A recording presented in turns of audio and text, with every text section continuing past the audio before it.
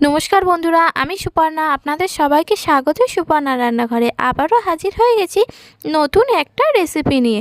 আজকের রেসিপি হলো বেগুন দিয়ে ভেটকি মাছ। তো ফুলকপি দিয়ে ভেটকি মাছ তো অনেক খেয়েছেন, আজকের নয় বেগুন দিয়ে ভেটকি মাছ রান্না করা যাক। আর আমাদের এখানে বাড়ির সামনে যেহেতু গঙ্গা, আমি তো আগেই বলেছি অনেক ভিডিওতে, তাই মাছটাও কিন্তু টাটকাই পাওয়া যায়।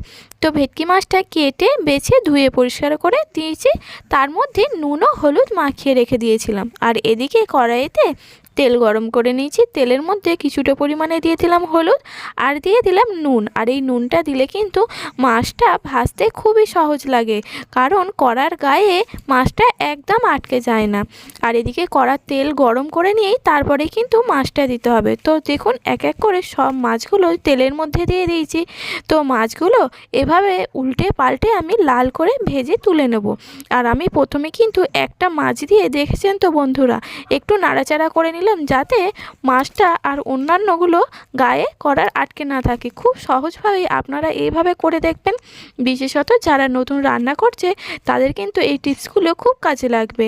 তো এবারে বন্ধুরা মাছটা লাল করে ভেজে তুলে নেওয়ার পর ওই তেলের মধ্যে আমি দিয়ে দিলাম বেগুনটাও নুন দিয়ে লাল করে ভেজে তুলে নিলাম। কড়াইতে ওই তেলের মধ্যে এবার আমি দিয়ে দিলাম কেটে রাখা আলু। আর আলুগুলো দেখুন একটু মোটা মোটা করেই কেটে নিয়েছি, আপনারাও কিন্তু এভাবে একটু আলুগুলো মোটা মোটা করে কেটে নেবেন, তাহলে ভেটকি মাছের ঝোলে আলুগুলো খেতে কিন্তু দারুণ লাগবে। অথবা যে কোনো মাছের ঝোলে একটু মোটা করে আলু দিলে ভালো লাগে।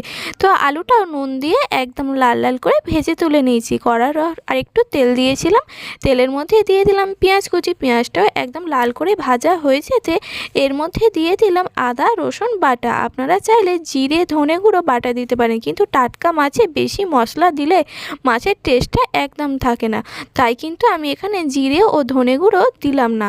তো তারপরে এখানে আদা রসুন বাটা আর পেঁয়াজ বাটাটা একটু মধ্যেখানে ফাঁকা করে তার উপরে দিয়ে দিলাম অল্প একটু জিরে আর শুকনো লঙ্কা ফোড়ন।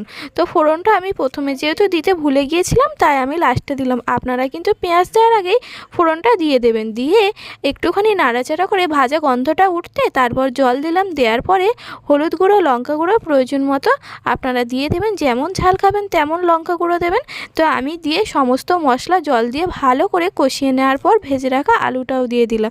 আলুর সাথেও ভালো করে মশলাটা কষিয়ে নিলাম। তারপরে আমি দিয়ে দিলাম এখানে পরিমাণ মতো জল। তো জলটা দিয়ে আলুটা ফুটতে দেবো। আর এই দেখুন বন্ধুরা, মাছ ভাজা আর বেগুন ভাজাগুলো তুলে রেখেছিলাম, তো সেগুলো আমি ঝোলের মধ্যে দিয়ে দিলাম। যেহেতু আলুটা 80% সেদ্ধ হয়ে গেছে ভাজার সময়, সেই জন্য আমি সমস্ত কিছু দিয়ে একেবারে জলটা ফুটিয়ে নেব, তাহলেই কিন্তু হয়ে যাবে। আর দেখুন ফুটে উঠেছে আর আলুগুলোও কিন্তু সেদ্ধ হয়ে গেছে। এবার আমি তরকারিটা নামিয়ে নেব। আপনারা অবশ্যই এইভাবে করবেন। রেসিপিটি ভালো লাগলে লাইক শেয়ার কমেন্ট করবেন, আর চ্যানেলে নতুন হলে চ্যানেলটি সাবস্ক্রাইব করে পাশে থাকার অনুরোধ রইল। আর বেগুন দিয়ে আপনারা কোনোদিনও ভেটকি মাছ খেয়েছেন কিনা অবশ্যই কিন্তু কমেন্ট করবেন।